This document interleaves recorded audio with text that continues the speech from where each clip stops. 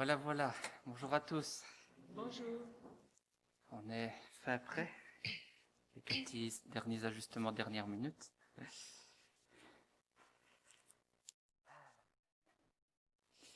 Car vous connaissez la grâce de notre Seigneur Jésus-Christ qui vous est faite, qui pour vous s'est fait pauvre, de riche qu'il était, afin que par sa pauvreté, vous fussiez enrichis. Et c'est un verset de 2 Corinthiens 8, verset 9. Alors, bonjour à tous, bonjour à ceux qui nous visitent. Bonjour Michel et Jean-Marie, qui nous viennent de loin, qui nous rendent visite. Bonjour à ceux qui nous visitent pour la première fois depuis longtemps. N'est-ce pas, Ben? Bonjour à tous ceux qui sont là dimanche après dimanche. Bonjour à ceux qui sont devant leur petit écran à nous suivre. Et ce verset de 2 Corinthiens nous parle de notre Seigneur Jésus-Christ, qui s'est dépouillé de tout afin de venir nous sauver. Alors qu'il était auprès du Père dans la gloire, plein de puissance, il a tout laissé afin de venir auprès de nous. Et le premier chant que nous pouvons chanter ce matin, que nous pouvons faire ensemble ce matin, nous parle de cela, de son humiliation et de son appel aussi. Et nous pouvons chanter ensemble le chant 127. Dans nos recueils, tu es venu jusqu'à nous, on peut se lever pour chanter.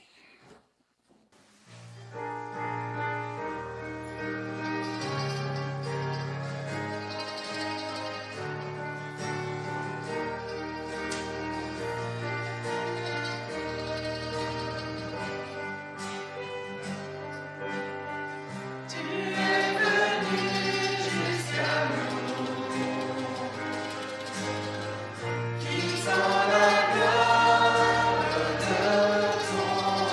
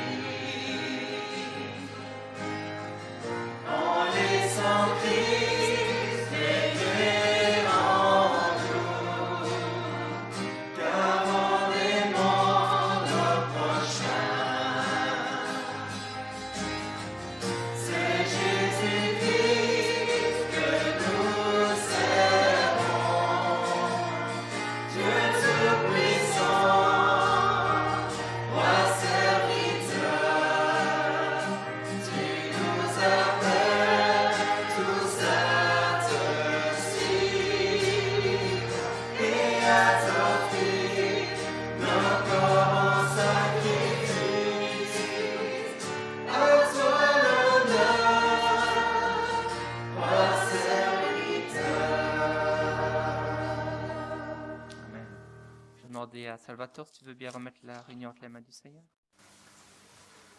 Seigneur, quelle joie d'être dans ta maison avec nos frères et nos sœurs. Merci parce que nous sommes ici pour te louer, pour t'adorer, pour chanter et entendre la bonne nouvelle. Merci Seigneur parce que nous avons chanté que tu es le roi souverain, le roi sauveur. Merci Seigneur parce que nous devons nous rendre compte que de par nous-mêmes, nous n'aurions rien pu faire pour nous sauver, mais tu as tendu la main, cette main qui tenait la perche et qui a fait tout pour que nous puissions être tes enfants. Merci Seigneur parce que tu es notre Dieu, tu es notre Père et je voudrais te remercier pour cet amour que tu mets dans notre cœur. Aide-nous pendant ce culte et permets que pendant les chants et pendant la prédication, nous puissions être attentifs à ce que tu as nous dit. Amen. Amen. Alors le Seigneur n'est pas descendu jusqu'à nous sur un coup de tête. Nous avons entendu à de nombreuses reprises que dès que l'homme a péché, un plan de sauvegarde a été mis en place, a été mis en route par notre Seigneur. Dieu ne nous a jamais abandonnés. Et le psaume 113 nous décrit une partie de ce plan et nous pouvons lire ensemble ce psaume. Nous pouvons nous asseoir. Donc le psaume 113.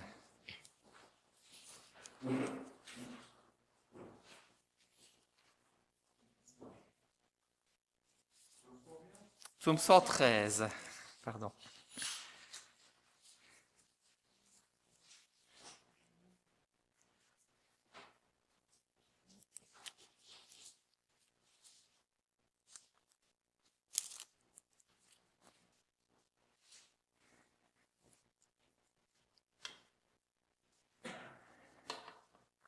Psaume 113.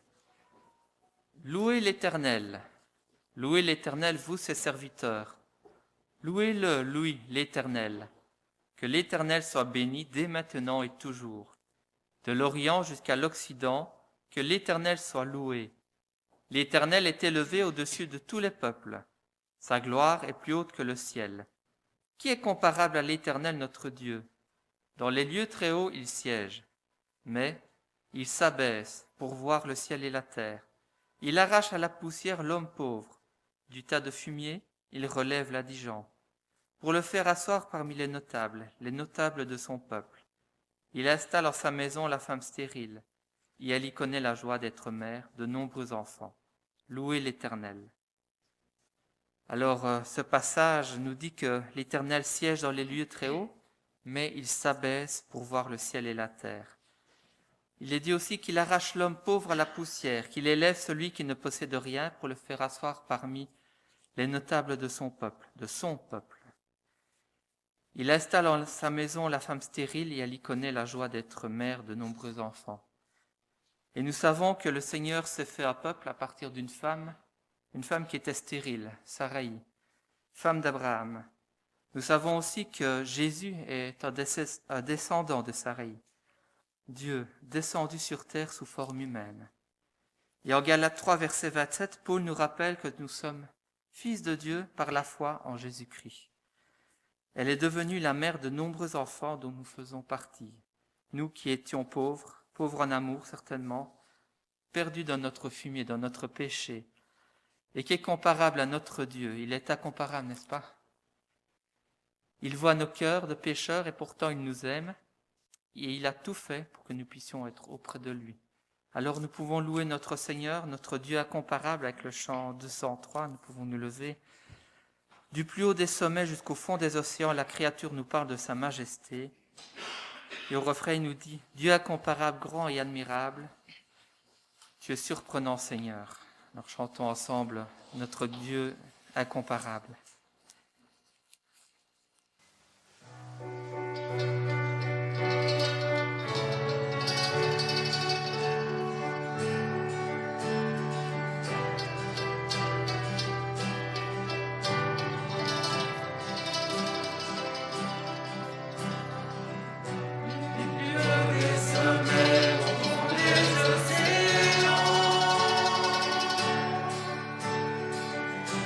Création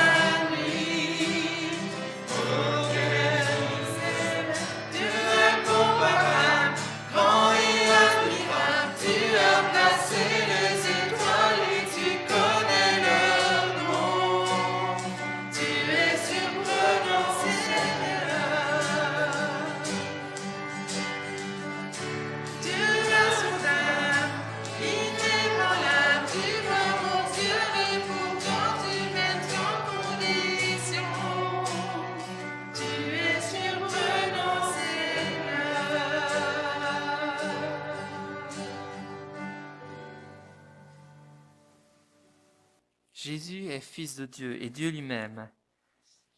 Et il n'y a de salut en aucun autre, car il n'y a sous le ciel aucun autre nom qui a été donné parmi les hommes, par lequel nous devions être sauvés. Le nom de Jésus est le seul par qui nous pouvons être sauvés. Un nom merveilleux, celui du Sauveur. Et nous pouvons continuer avec le chant 1079 dans les gemmes. Ce nom si merveilleux.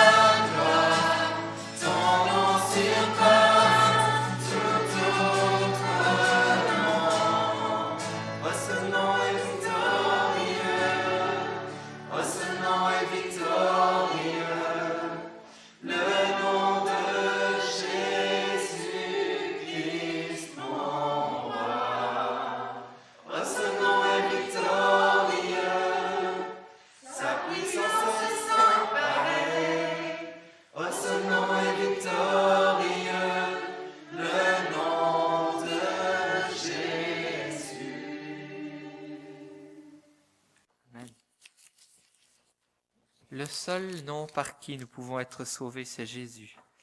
C'est aussi celui qui a promis d'être à nos côtés jour après jour, dans les bons et dans les jours de douleur.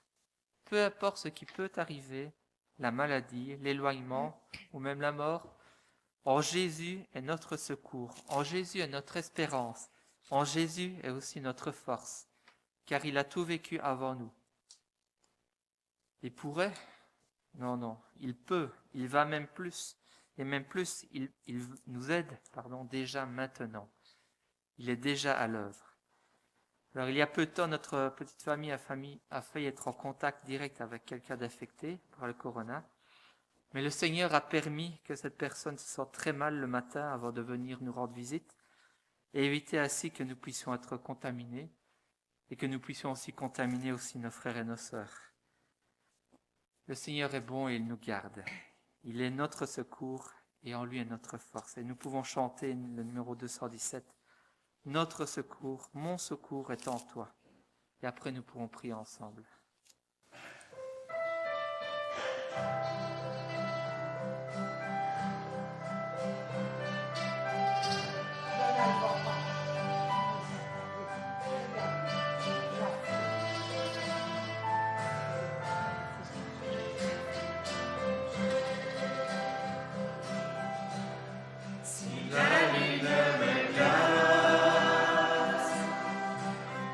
Le soleil me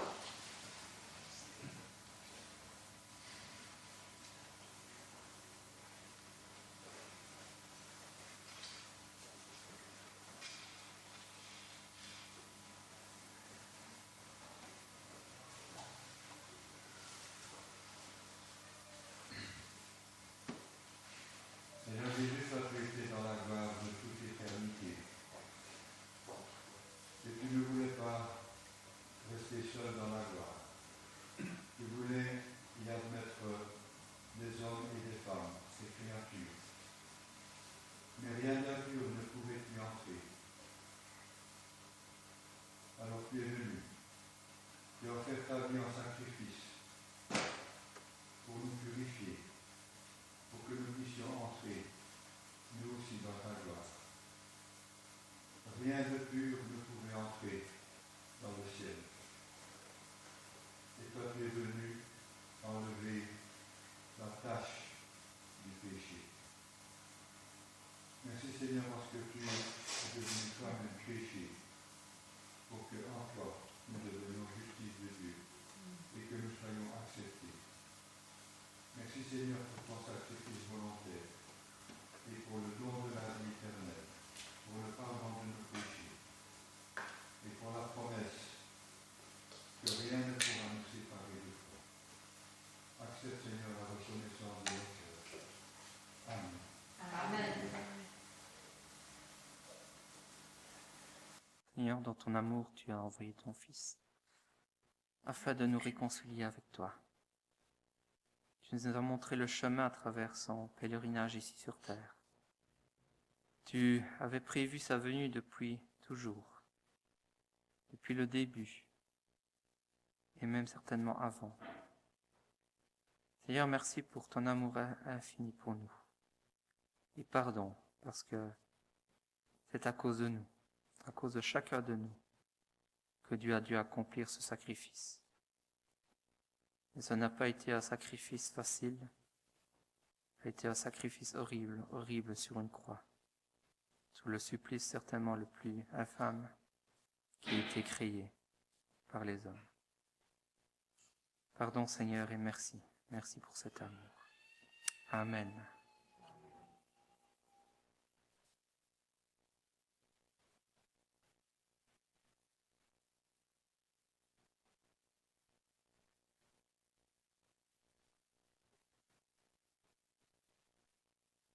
Amen. Alors dans son amour, Dieu le Père envoya son Fils Jésus pour accorder la lumière à tous ceux qui sont perdus. C'est le chant numéro, j'ai le 850 dans les gemmes, mais je pense qu'il est dans la liste. C'est Christ est roi. Oui, Christ est roi. Nous pouvons nous lever pour terminer notre moment de louange avec ce chant. Parce que Christ est roi. Après sa mort, Jésus est ressuscité. Et il est assis à côté du Père pour l'éternité. Amen.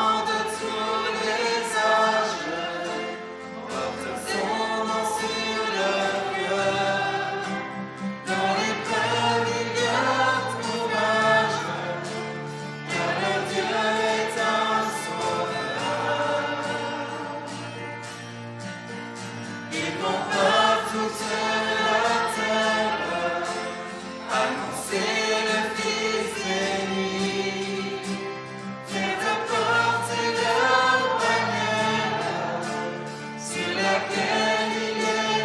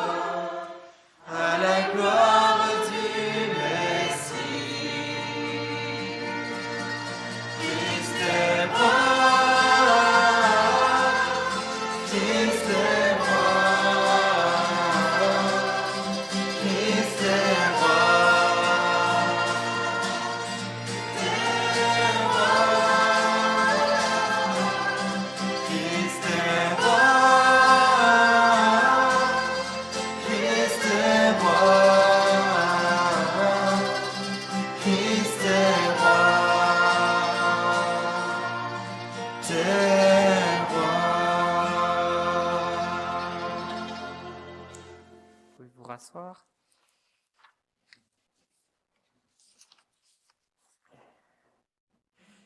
Alors voici quelques petites annonces. Alors aujourd'hui, c'est la collecte mission. Nous avons lu que les croyants de tous les âges portent leur nom sur leur cœur, qu'ils vont par toute la terre annoncer le Fils béni. Et nous avons l'occasion de soutenir des missionnaires qui sont un peu partout ici en Europe, en Afrique, notamment pour l'Ukraine, pour en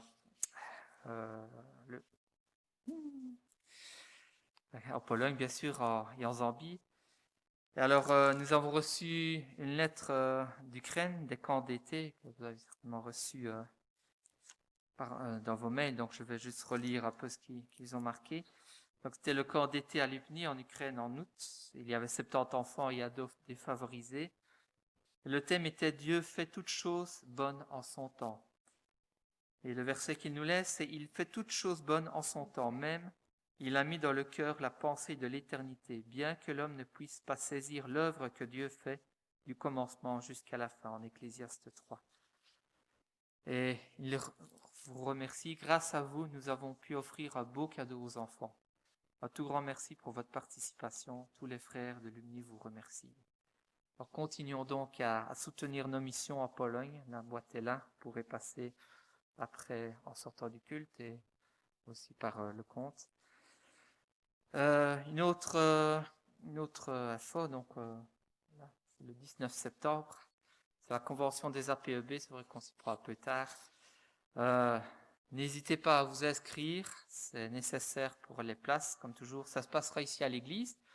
Donc, dès 9h, rendez-vous pour prendre un petit temps de communion fraternelle avant la réunion. Et la réunion commencera un peu plus tard, vers 10h. Et au programme, il y aura de la louange, il y aura une conférence, une petite conférence, suivie d'un temps de prière et de partage. Et on terminera aussi par un temps de louange et un mot de départ. Alors la fin du programme est prévue pour midi. Ce n'est pas très long, c'est pratiquement la même longueur qu'un culte. Donc n'hésitez pas à venir, inscrivez-vous et plus on est de fous, mieux c'est. Alors les enfants ne sont pas oubliés, bien sûr. Ils auront un petit temps avec Nathan et son épouse. Donc ils ont déjà tout prévu à l'avance. Ne vous inquiétez pas pour eux.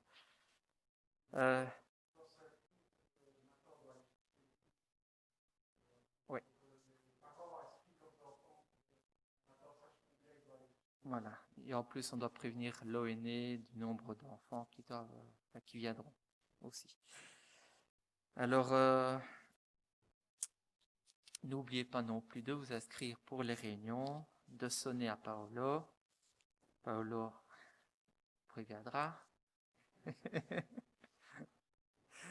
Et alors, n'oubliez pas la réunion de prière aussi le jeudi. Nous étions 12, je pense, jeudi-ci, c'était bien. On a eu l'occasion de voir notre frère Daniel qui était présent. Phébé s'est fait une entorse, donc elle n'a pas pu être là juste ce matin-là. Donc pensez à elle aussi dans vos prières. Pensez à nos frères et sœurs qui ne peuvent pas venir ou qui préfèrent faire attention avec le corona, qui préfèrent rester chez eux. Quoi qu'il en soit, pensons à eux et continuons à prier. Alors, comme annoncé, nous allons aussi avoir la Sainte Seine aujourd'hui. Ce sera un petit peu différent de ce que l'on fait d'habitude, afin de réduire les déplacements dans la salle. Nous ne passerons qu'une seule fois avec les 2 aliments. Et la coupe sera distribuée dans des petits verres. Donc, vous prendrez le petit bout de pain, le petit verre. Et puis, n'oubliez pas d'abord de relever vos masques, sinon ça va être compliqué. Voilà. Avant de passer à ce moment, et pour nous y préparer, on va chanter ensemble le chant 130, je pense, dans « À toi la gloire ». Ça, sur le mont du Calvaire, et on peut se lever pour ce chant.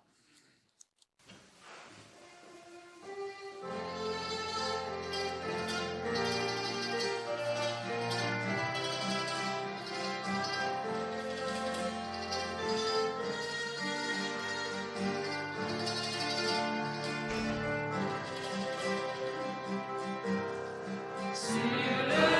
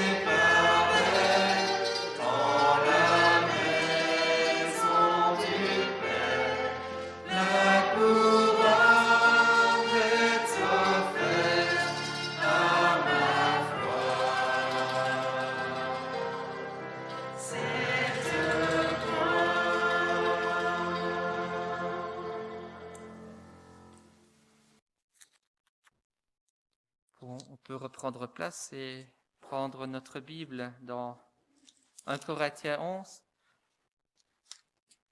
Et Paul nous rappelle comment le Seigneur a pris ce dernier repas avec ses disciples lors de la Pâque. Donc 1 Corinthiens 11, verset 23. Ce passage que tout le monde connaît par cœur pratiquement.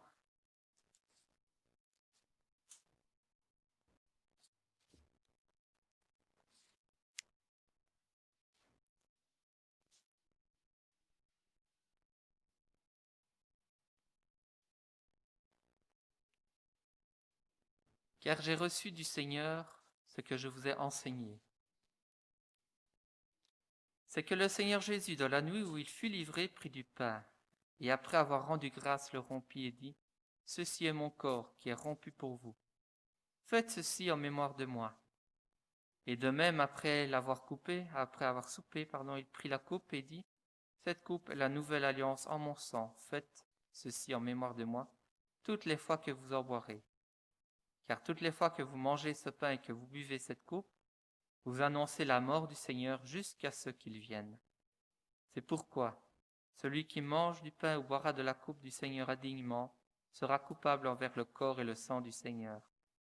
Que chacun donc s'éprouve soi-même, et qu'ainsi il mange du pain et boive de la coupe. » Ainsi donc, le Seigneur nous demande de nous examiner nous-mêmes et de prendre le pain et la coupe d'une manière digne. Alors, on va prendre juste un instant pour prendre un temps pour soi-même.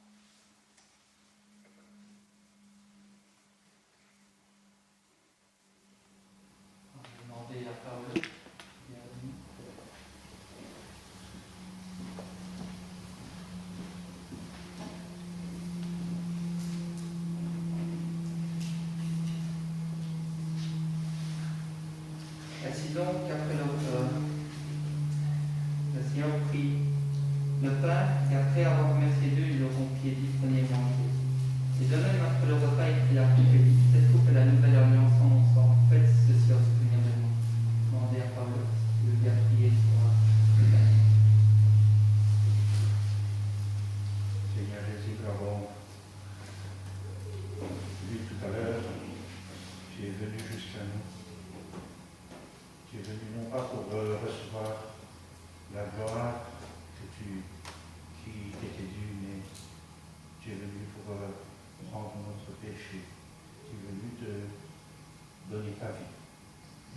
Et nous voulons te remercier pour ce sacrifice qui nous ouvre les portes du ciel, Seigneur. Comme l'a dit dans sa prière notre frère, rien d'impur ne pouvait y entrer. Et grâce à ton corps ta vie que tu as donné pour nous, ton sang que tu as versé sur la croix, grâce à ton sacrifice, nous sommes purifiés, justifiés devant le Père. Et nous avons maintenant accès à ce paradis. Encore une fois, merci Seigneur Jésus. Et vous levez, qui a accepté le Seigneur Jésus comme Seigneur Sauveur et qui est passé par le monde du baptême.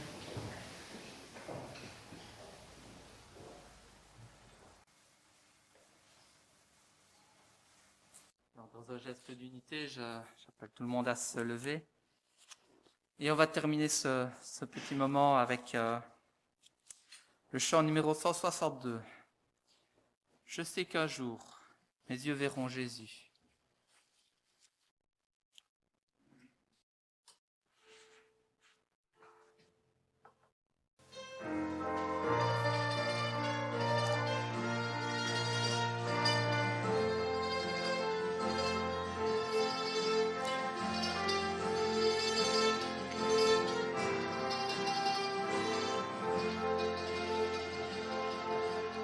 Je sais qu'un jour mes yeux verront Jésus.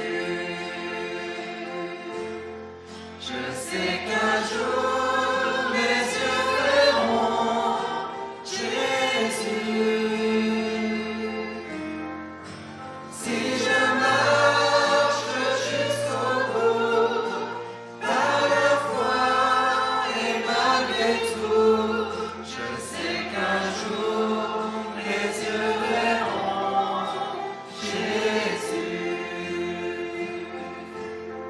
Je sais qu'un jour mes yeux verront Jésus.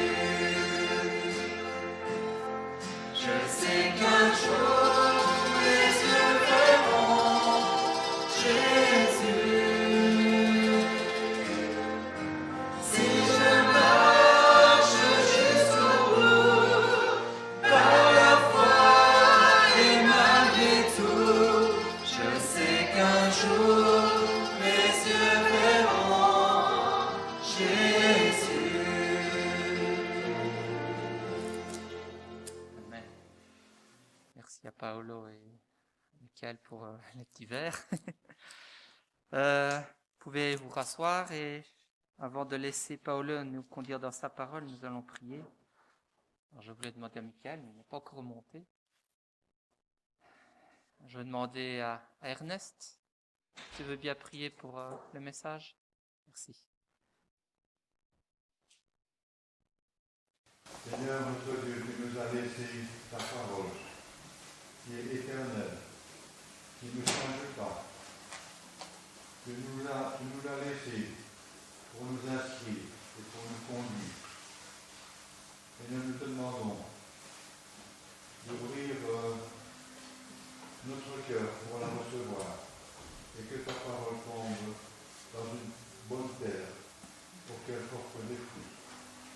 Seigneur, vais bénir ton messager. Nous te remercions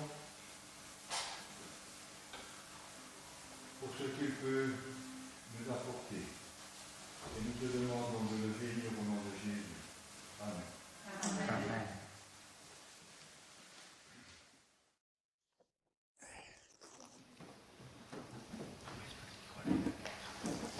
Voilà. Alors bonjour à tous déjà.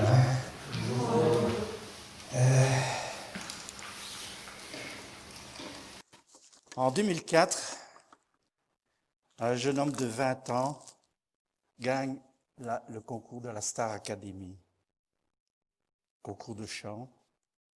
Maintenant, c'est remplacé par The Voice, je pense.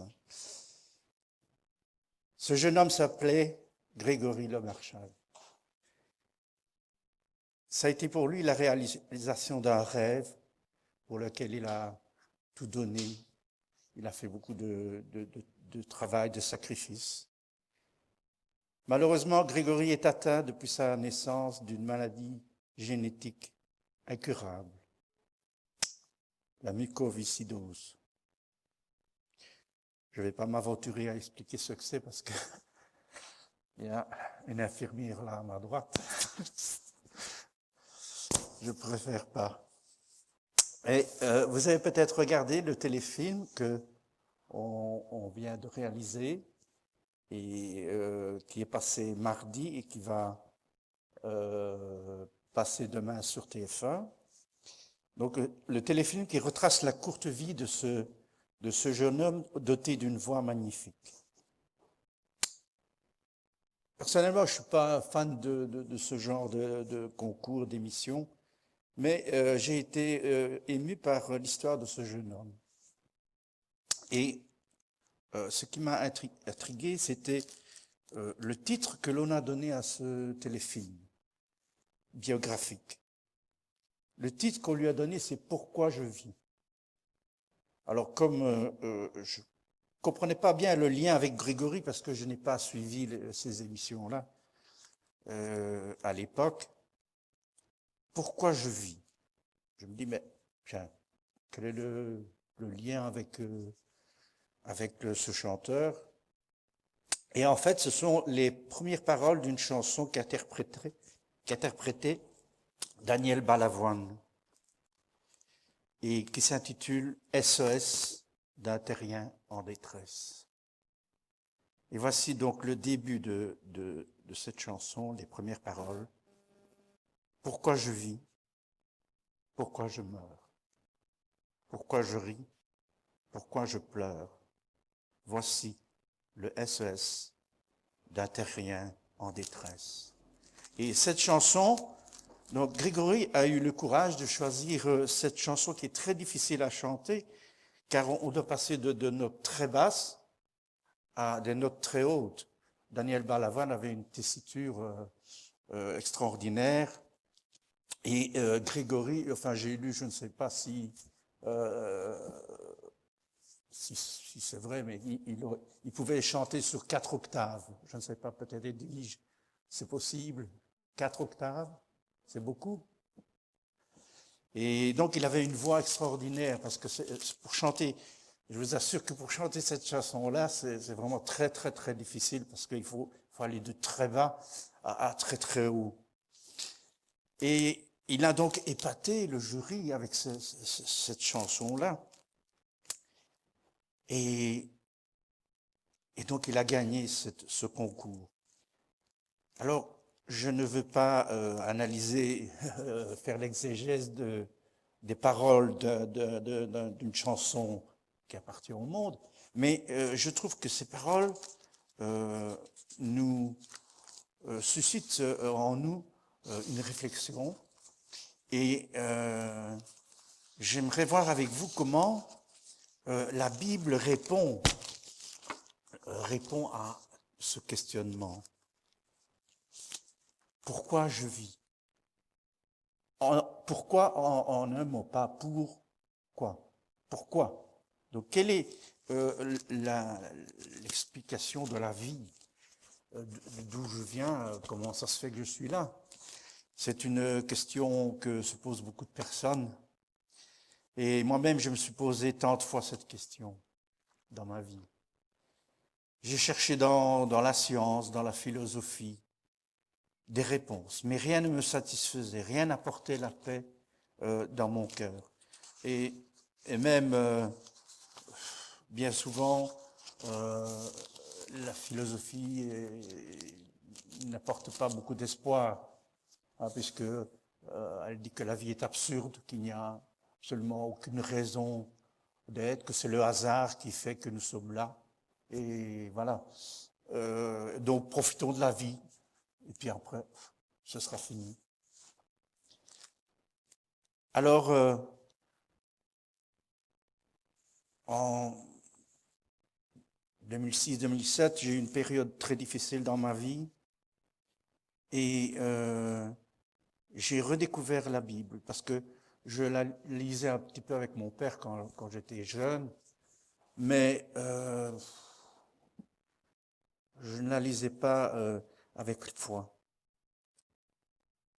Mais j'ai redécouvert la Bible et donc, même si je n'ai pas toutes les explications, même si je n'ai pas toutes les réponses, eh bien, en tout cas, ce que la Bible me dit me satisfait et m'apporte la paix et l'espérance.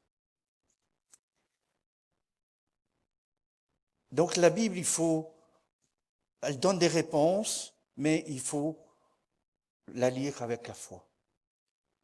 C'est par la foi et non seulement avec notre intelligence que nous pouvons être satisfaits de la réponse qui se trouve dans la Bible. La Bible n'est pas un livre de science. Et nous pouvons lire dans Hébreux au chapitre 11.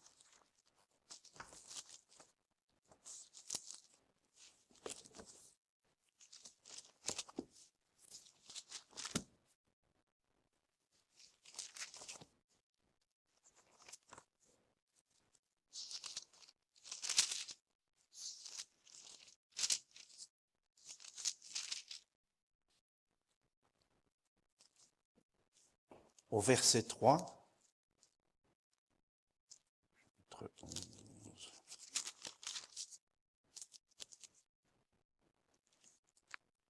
c'est par la foi que nous reconnaissons que l'univers a été formé par la parole de Dieu, en sorte que ce qu'on voit n'a pas été fait de choses visibles. Donc, voilà déjà une réponse.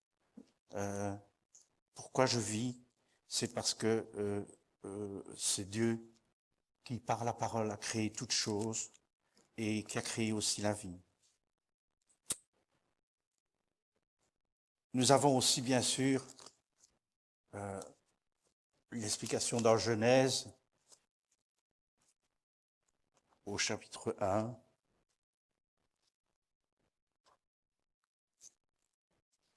« 26.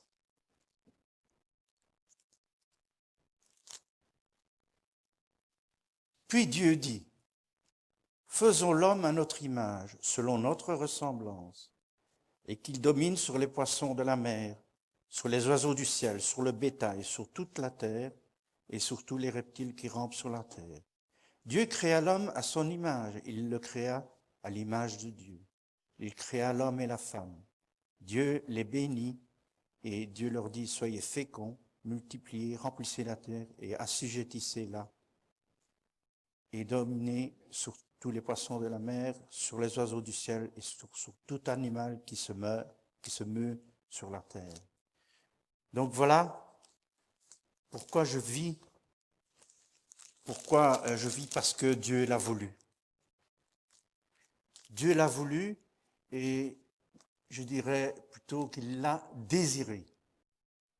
Donc Dieu ne s'est pas amusé à nous créer, à créer parce qu'il s'ennuyait.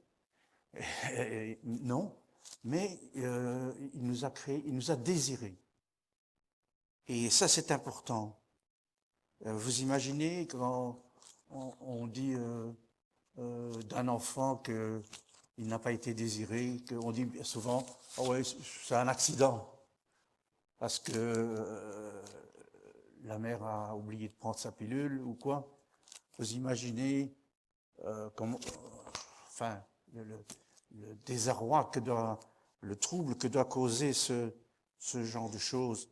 Eh bien, ce n'est pas notre cas. Nous avons été désirés et aimés. Nous pouvons lire dans le psaume 139.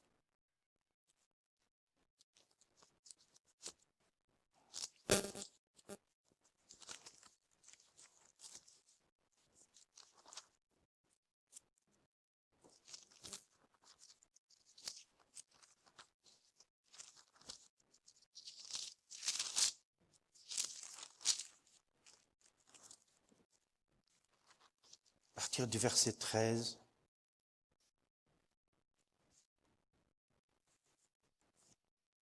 C'est toi qui as formé mes reins, qui m'as tissé dans le sein de ma mère. Je te loue de ce que je suis une créature si merveilleuse. Tes œuvres sont admirables et mon âme le reconnaît bien.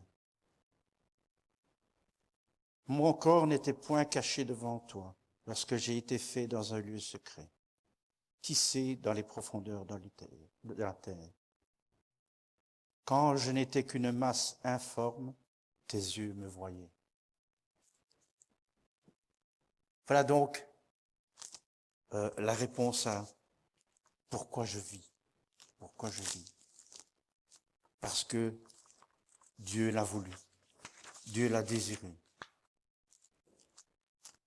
Pourquoi je meurs? Pourquoi je meurs? Eh bien, Dieu, quand il a créé le premier homme et la première femme, il les a installés dans un endroit paradisiaque. Ils n'avaient besoin de rien. Ils n'avaient juste qu'à faire confiance à Dieu. Et Dieu leur a dit, vous ne pouvez pas manger de ce fruit parce que le fruit de cet arbre, sinon vous mourrez. Mais malheureusement, vous savez, c'est comme les enfants, hein, vous leur dites, fais attention, ne t'approche pas du poêle parce que tu vas te brûler. Ben, ils vont quand même avancer leurs mains. Ah oui, c'est vrai. Ils ne font pas confiance. Il faut qu'ils testent eux-mêmes. Et c'est ce que Adam et Ève ont voulu. Ils ont été tentés par Satan, mais en même temps, ils n'ont pas fait confiance à Dieu.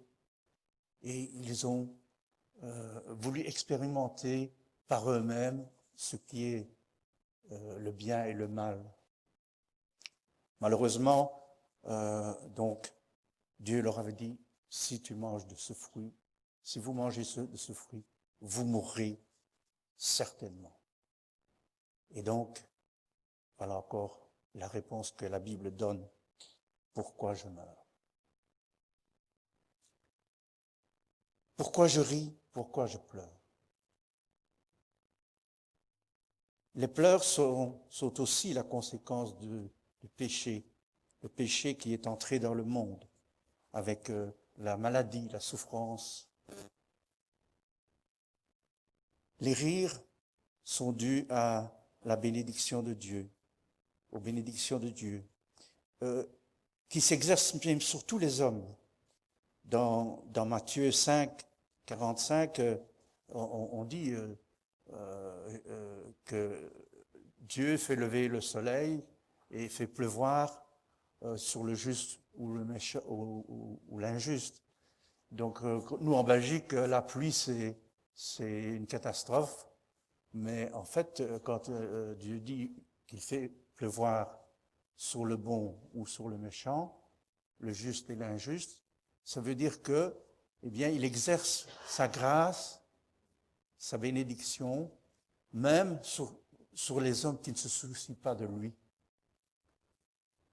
Et donc en Belgique, c'est vrai que nous quand il pleut, on est de mauvaise humeur, mais dans certains pays, quand il pleut, eh bien ils sont dans la joie, parce que la pluie c'est la vie, et l'absence de pluie, c'est la sécheresse et c'est la mort. Pourquoi je pleure? Dieu permet des épreuves aussi dans notre vie, pour nous fortifier, nous avertir, nous instruire, nous corriger.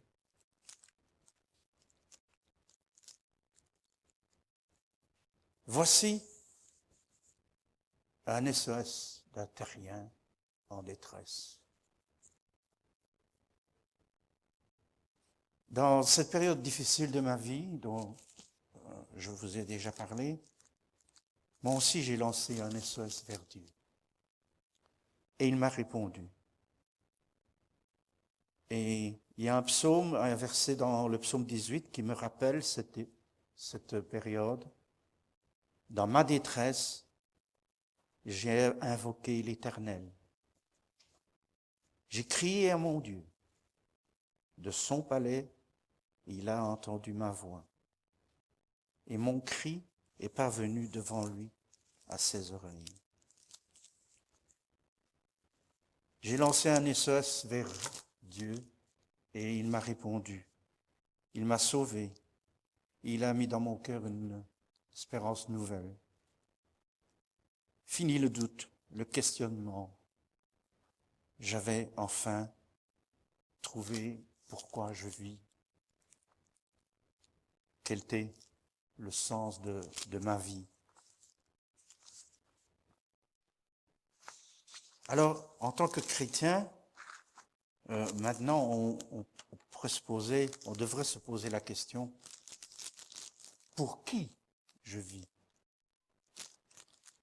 Et Paul donne une réponse dans Galates au chapitre 2.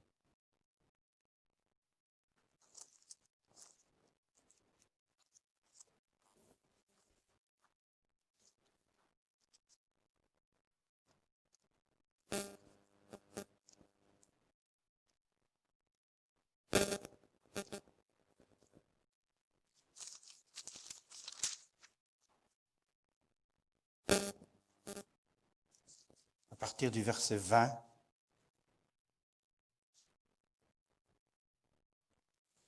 j'ai été crucifié avec Christ. Et si je vis, ce n'est plus moi qui vis, c'est Christ qui vit en moi. Si je vis maintenant dans la chair, je vis dans la foi au Fils de Dieu, qui m'a aimé et qui s'est livré lui-même pour moi. Je ne rejette pas la grâce de Dieu, car si la justice s'obtient par la loi, Christ est donc mort en vain. Donc voilà, Paul dit que il vit pour Christ. Alors qu'est-ce que ça signifie pour nous vivre pour Christ? Eh bien, on pourrait faire tout un message rien que là-dessus. Mais je crois que principalement, c'est que Christ doit être au centre de nos pensées et de notre vie.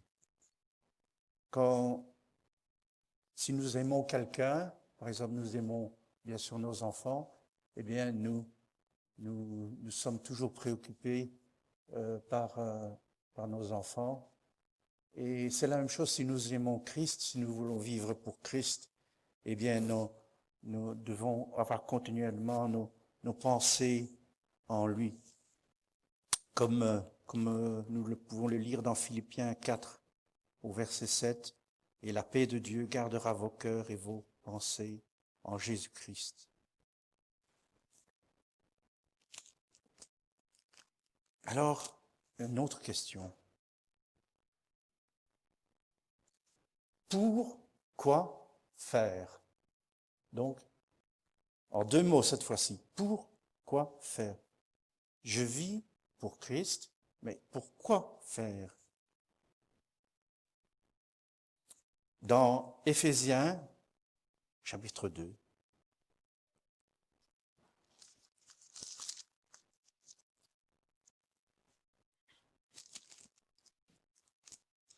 au verset 10,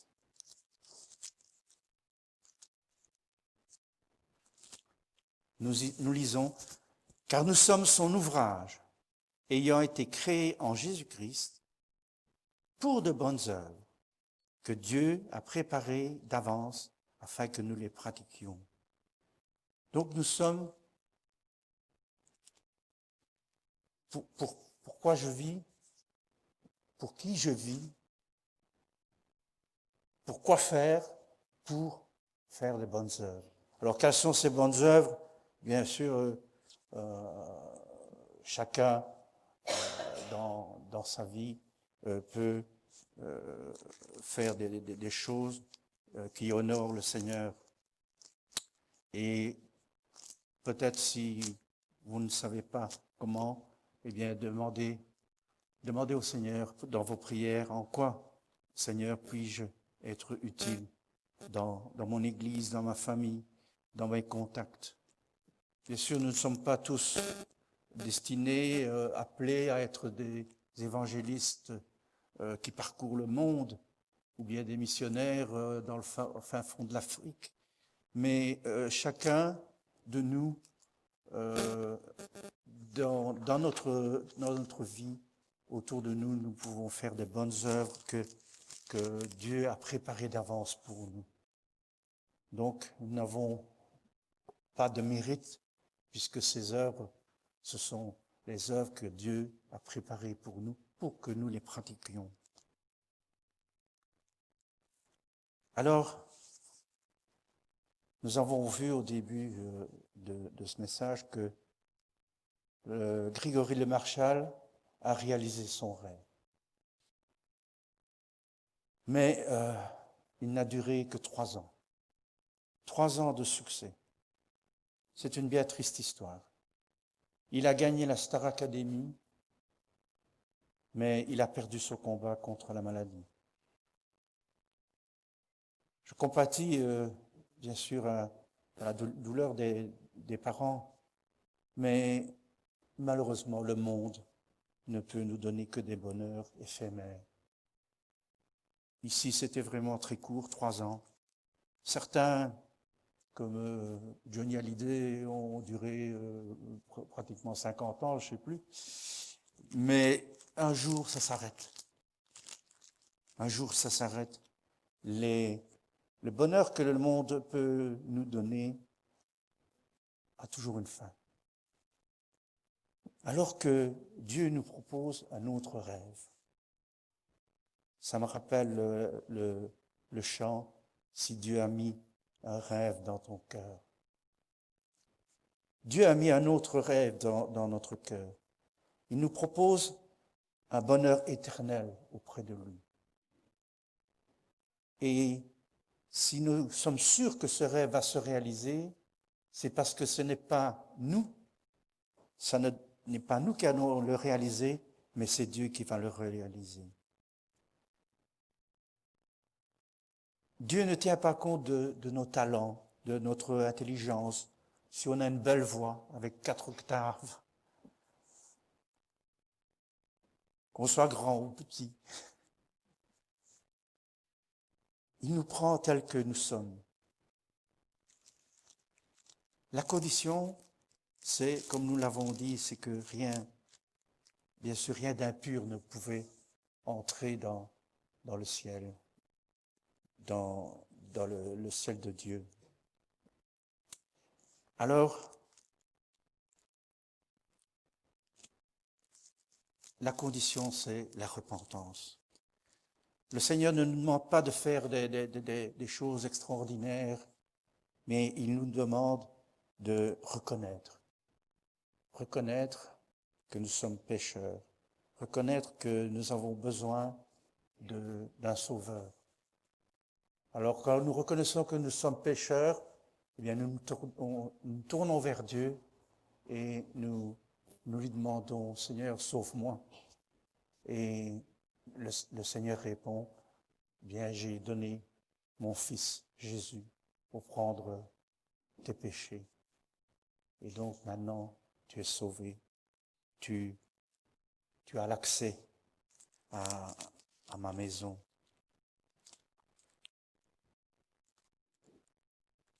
Si vous êtes un chrétien en détresse, lancez un SOS vers Dieu et il agira afin de vous ramener la paix dans votre cœur. Si vous êtes un chrétien en détresse, ne lancez pas un SOS vers n'importe qui, n'importe quoi, mais comme nous l'avons chanté tout à l'heure, notre secours est en lui. Ne cherchons pas autre part. Si vous êtes un terrien en détresse, c'est-à-dire si vous n'avez pas encore accepté le Seigneur Jésus comme sauveur et que vous ne savez pas pourquoi je vis, pourquoi je meurs, eh bien, lancez un SOS vers notre Dieu et Dieu vous amènera à la vérité, à la repentance et à l'espérance. Voilà ce que je voulais vous partager ce matin. Je vais terminer par la prière.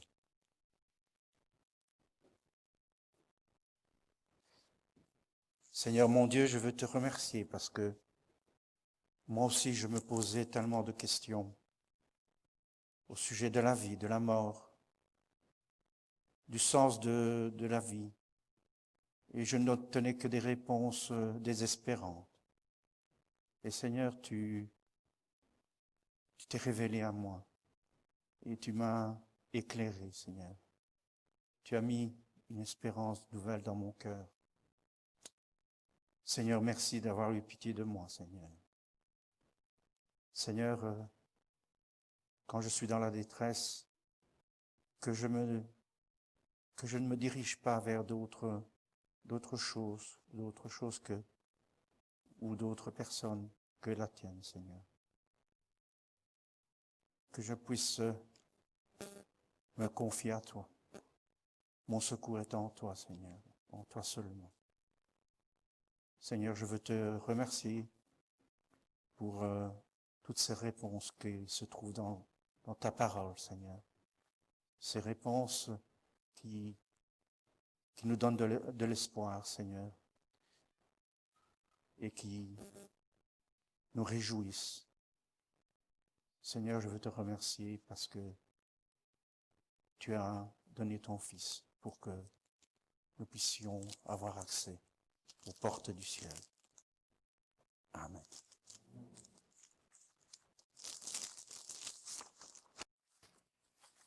Merci Paolo.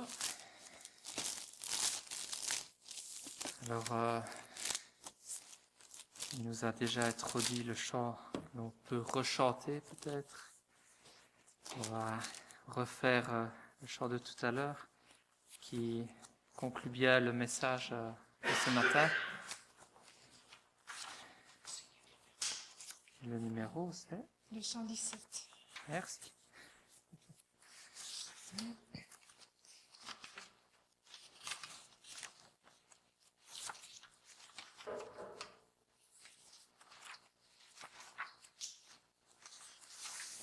On peut se lever pour chanter.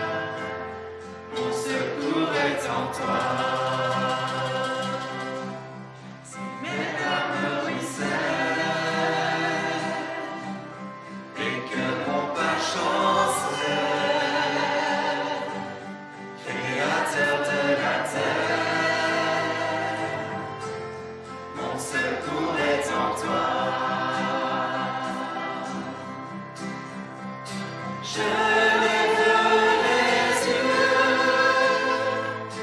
vers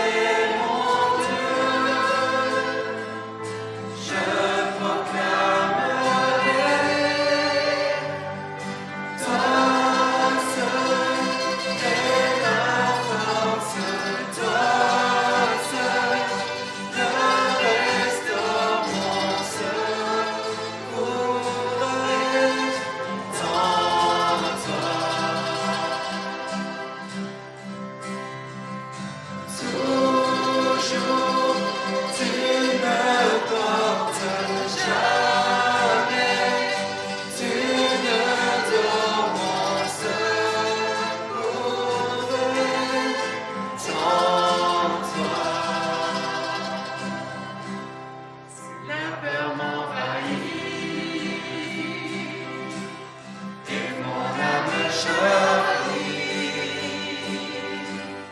Créateur de la vie, mon secours est en toi. Je lève les yeux vers mes hauts sommets. Toi seul est mon Dieu,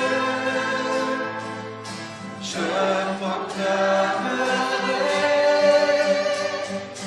Toi seul est ma force, toi seul me restaure mon secours est en toi. Toujours tu me portes, jamais tu ne dors, mon secours est en toi. Ta victoire, mon espoir, ton chemin, mon destin, ton salut, mon refuge, tout est en toi. Ta victoire, mon espoir, ton chemin, mon destin, ton salut, mon refuge, tout est en toi. Ta victoire, mon espoir, ton chemin, mon destin, ton salut, mon refuge, tout est en toi. Ta victoire, mon espoir, ton chemin, mon destin, ton salut, mon refuge, tout est en toi.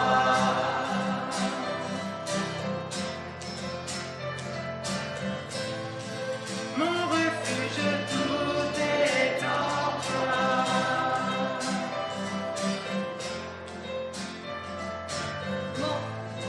Mon refuge, tout est en